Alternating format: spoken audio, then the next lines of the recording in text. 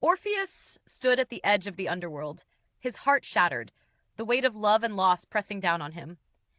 He was a man of music, a poet whose songs could tame the wildest beasts and soften the hardest of hearts.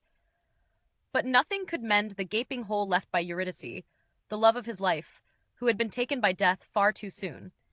In a desperate act of devotion, Orpheus descended into the realm of the dead itself, determined to reclaim her.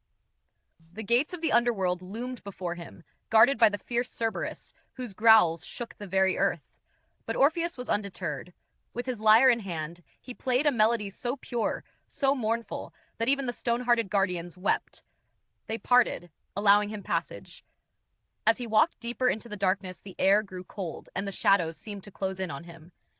Yet, his music never faltered. It echoed through the empty halls, drawing the attention of the gods of the underworld. Hades, the ruler of this domain, listened to Orpheus's song, his heart stirring with a long-forgotten pity. He agreed to grant Orpheus his greatest wish. Eurydice could return to life, but with one condition. Orpheus must walk ahead, never turning back to look at her until they had both reached the surface. If he did, she would remain lost to him forever. The journey back was long, and every step Orpheus took was weighed down by doubt. He could hear her soft footsteps behind him, but the silence between them began to gnaw at him. Had she followed him? Was she still there? His heart raced, the temptation to turn and see her, just once, growing stronger with every passing moment. The moment he reached the threshold of the world above, the weight of his fears broke him. In one final, gut-wrenching moment of weakness, Orpheus turned. His eyes locked with Eurydice's, and in that instant, she was gone, slipping back into the abyss.